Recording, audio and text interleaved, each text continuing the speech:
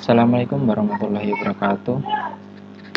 Perkenalkan, nama saya Muhammad Rizky Indra Kurniawan, NPI 1461985 dari kelas Etika Teknologi Informasi A. Di sini saya akan mempresentasikan yaitu privasi dalam menggunakan sosial media. Langsung saja ke pembahasannya.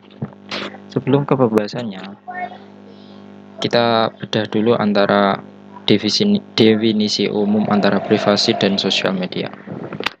Apa itu privasi? Privasi secara garis besar adalah hak untuk dibiarkan sendiri atau bebas dari gangguan. Privasi informasi adalah hak untuk memiliki kendali atas bagaimana informasi pribadi yang dikumpulkan dan digunakan menurut Asosiasi Profesional Privasi Internasional. Privasi menjadi suatu hal yang penting dan bersifat sensitif. Privasi dikatakan penting karena dengan privasi, individu atau suatu kelompok dapat menghargai dan menghormati dalam kehidupan sosial. Selanjutnya yaitu apa itu sosial media? Sosial media dapat dipahami sebagai suatu platform digital yang menyediakan fasilitas untuk melakukan aktivitas sosial bagi setiap penggunanya. Beberapa aktivitas yang dapat dilakukan di media sosial misalnya yaitu melakukan komunikasi atau interaksi hingga memberikan informasi atau konten berupa tulisan, foto, dan video. Berbagai informasi dalam konten yang dilakukan tersebut dapat terbuka untuk semua pengguna selama 24 jam penuh.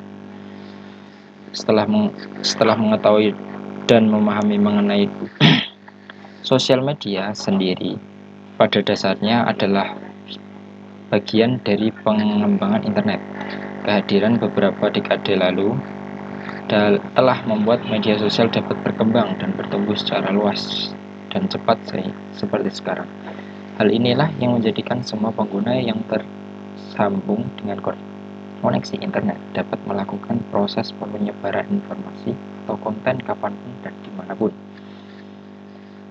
Setelah mengetahui dan memahami mengenai definisi tentang media sosial dan privasi secara umum, pada bagian ini akan dijelaskan tentang fungsi media sosial. Sebagai salah satu platform digital yang paling banyak digunakan saat ini, media sosial berhasil menghubungkan hampir setiap orang yang memiliki akses internet. Namun, fungsi media sosial ternyata tidak hanya sebatas itu saja. Ada banyak sekali fungsi lain yang bisa kita dapatkan dari media sosial. Berikut ini adalah beberapa fungsi media sosial, yaitu ada 4: komunikasi, branding, tempat usaha, dan marketing. Yang pertama, komunikasi. Fungsi pertama dari media sosial yaitu komunikasi. Sebelum berkembang hingga seperti ini, media sosial pada awalnya hanya berfokus pada membangun ekosistem komunikasi yang baik bagi penggunanya. Namun, seiring dengan berkembangnya internet dan teknologi, media sosial lebih dari hanya komunikasi. Media sosial telah menjadi dunia kedua bagi manusia di seluruh belahan dunia untuk berkumpul dan berinteraksi. Media sosial telah berhasil membangun komunikasi yang tanpa batasan waktu dan geografi. Yang kedua yaitu branding. Branding merupakan tempat berkumpul untuk seluruh manusia dari berbagai belahan dunia. Media sosial selalu berkembang dan menyediakan berbagai kebutuhan dari manusia. Salah satunya yaitu branding. Branding sendiri adalah cara seseorang dalam membangun sebuah citra di mata banyak orang. Untuk melakukan branding, pengguna biasa memiliki cara yang unik dan khas untuk mendesain akun media sosial sehingga menarik dan untuk dilihat pengguna yang lain. Hal ini yang menjadikan akun media sosial mirip seperti dunia nyata karena setiap orang memiliki ciri khasnya masing-masing. Yang ketiga yaitu tempat usaha. Fungsi ketiga dari media sosial adalah wadah untuk melakukan usaha atau bisnis. Setelah berhasil menyediakan komunikasi dan branding, sosial media perlahan berkembang sehingga membuat setiap usaha dalam jaringan atau online. Sebagai tempat yang terbuka selama 24 jam, media sosial terbukti sangat memudahkan pengguna untuk membangun suatu bisnis secara maya. Hal ini diprediksi memiliki banyak potensi yang untuk menjangkau lebih banyak orang dibanding usaha yang hanya mengandalkan dunia nyata. Yang bisa kita ambil contoh yaitu banyak UMKM yang mempromosikan usahanya atau membuka lapak atau apalah gitu di media sosial, atau kita cari contoh yaitu marketplace. Marketplace itu ya banyak penjual yang menjual dagangannya di marketplace itu. Jadi ini merupakan perkembangan dari sosial media. Yang keempat yaitu marketing. Fungsi keempat dari media sosial adalah marketing, melakukan marketing atau pemasaran. Sebagai platform yang hampir selalu digunakan oleh manusia sekarang ini, media sosial berhasil menciptakan layanan yang memudahkan bisnis untuk mengenalkan dan menjangkau lebih banyak konsumen. Cara ini terbukti efektif untuk meningkatkan keuntungan dan memudahkan pengguna untuk mendapatkan kebutuhannya. Sebagai contoh yaitu semisal marketing properti yang men-share sebuah promo-promo seperti kayak perumahan gitu di media sosial. Itu berfungsi untuk menjangkau semua kalangan orang untuk melakukan transaksi kepada si orang tersebut. Selanjutnya yaitu manfaat sosial media. Ada 4, yaitu yang pertama, sarana belajar, mendengar, dan menyampaikan.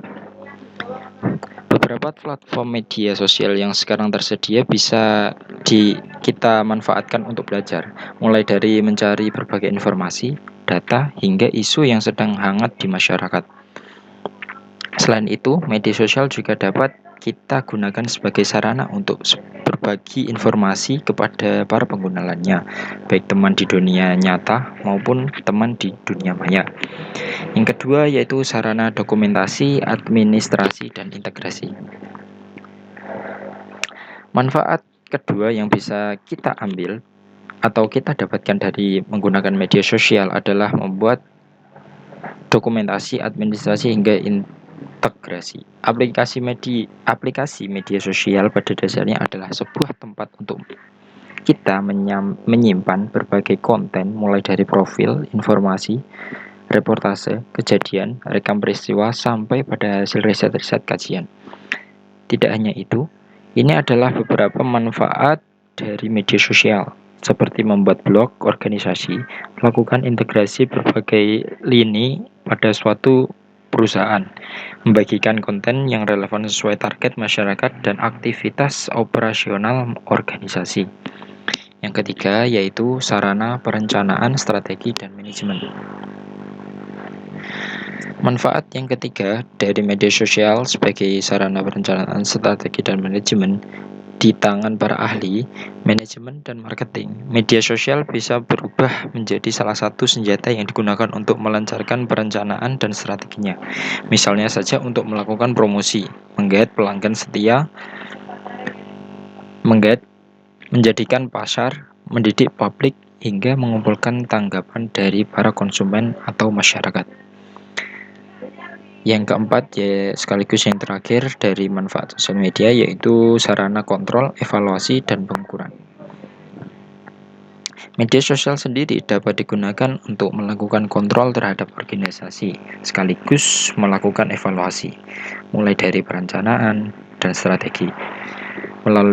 Selain itu, sosial media juga dapat mengolah data terkait tanggapan masyarakat dan pasar sebagai alat ukur, kalibrasi, dan parameter untuk evaluasi. Selanjutnya adalah dampak negatif media sosial. Ada 6 sesuai apa yang ada di PPT, yaitu yang pertama, gangguan kesehatan fisik. Menatap layar HP atau smartphone terlalu lama, lebih dalam jangkauan waktu panjang, dapat mengganggu kesehatan seperti miopi. Selain itu, juga kita juga berpotensi mengalami mata kering, mual, dan pusing. Hal ini yang juga dapat mengakibatkan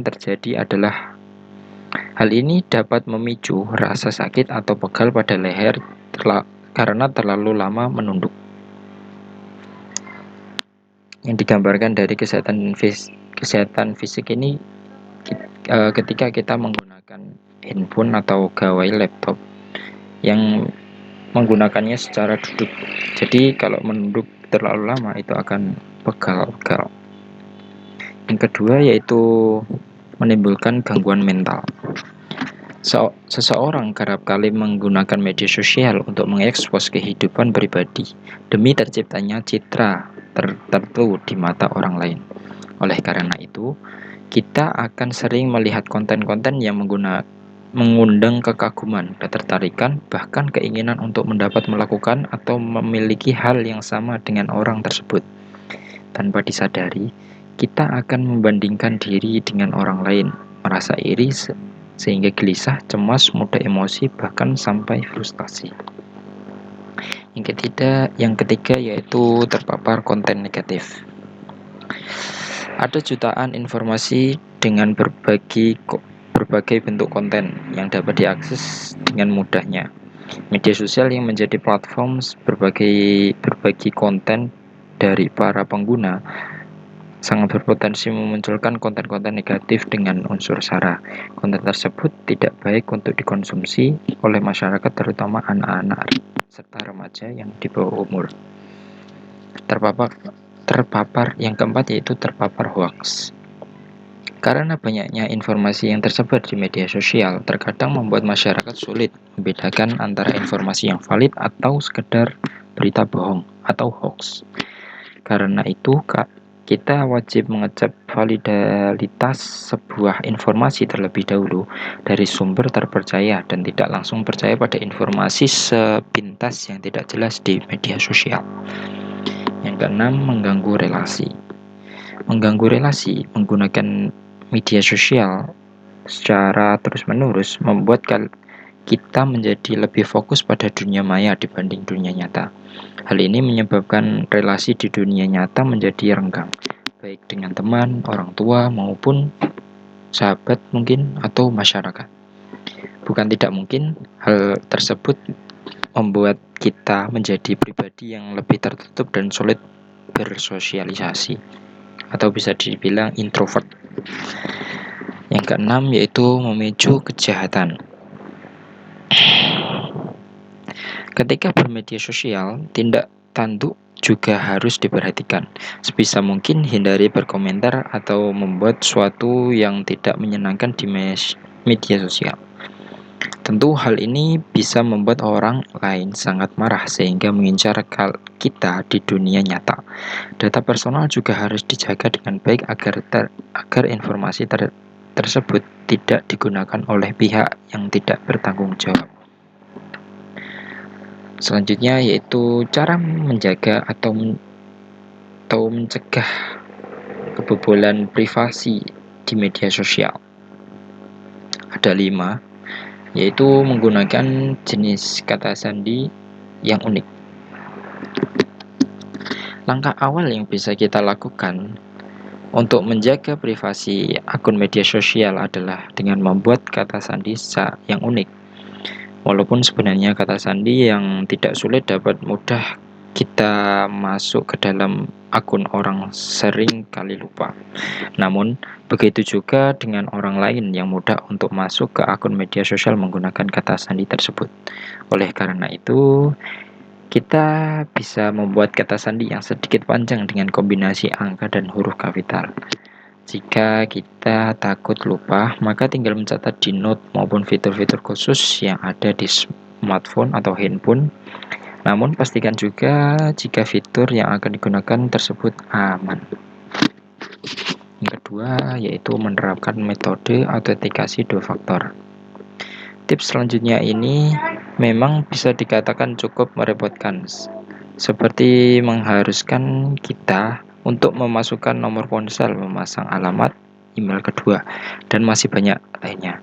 Tetapi hasil yang kita dapatkan untuk menjaga keamanan akun media sosial tentu sangat bermanfaat, di mana fitur autentikasi dua faktor ini memungkinkan kita untuk mengetahui jika ada orang lain yang mencoba mengakses akun kita suatu waktu karena akan ada notifikasi lengkap terkait hal tersebut. Yang ketiga yaitu menghindari penggunaan aplikasi pihak ketiga. Ketika kita menggunakan aplikasi-aplikasi tertentu untuk kebutuhan, maka pastikan untuk selalu menggunakan aplikasi tersebut secara resmi atau bukan aplikasi sampingan, di mana aplikasi sampingan atau pihak ketiga sangat rentan membocorkan informasi pribadi yang diberikan. Hal ini karena aplikasi tersebut rata-rata bersifat gratis, sehingga untuk mendapatkan dana mereka akan menggunakan iklan serta menjual data pribadi milik penggunanya. Yang keempat yaitu jangan membagikan lokasi di media sosial. Membagikan lokasi di media sosial adalah hal yang sebaiknya kita hindari, apalagi jika kita membagikan secara real time seperti di Instagram Story atau Snapchat. Informasi tersebut juga akan menunjukkan bahwa kita sedang tidak berada di tempat tinggal. Ini akan memudahkan terjadinya kriminalitas atau menghindarinya. Untuk menghindarinya, sebaiknya jangan aktifkan GPS ketika mengakses media sosial. Yang kelima yaitu sekaligus yang terakhir, jangan klik link yang kurang jelas. Salah satu kasus yang sering terjadi disebabkan oleh orang-orang dengan asal mengklik tautan maupun link dengan mengarahkan mereka ke situs lain. Sebisa mungkin untuk menghindari hal-hal tersebut, karena bisa jadi tautan tersebut adalah jalan bagi si peretas atau hacker untuk masuk ke akun media sosial kita berupa malware. Kita juga harus berhati-hati jika ingin mengklik link yang ada di timeline, sebab terkadang link bisa berisi konten pornografi, situs yang berbahaya, atau situs phishing yang akan mencuri password dan informasi rahasia lainnya dari akun kita. Simpulan, banyak manfaat yang bisa diambil dari sosial media, tetapi banyak juga dampak negatif dan ancaman yang ditimbulkan dengan adanya sosial media, sehingga kita perlu berhati-hati dalam menggunakan sosial media. Mungkin itu saja yang bisa saya jelaskan mengenai tema privasi dalam menggunakan media sosial.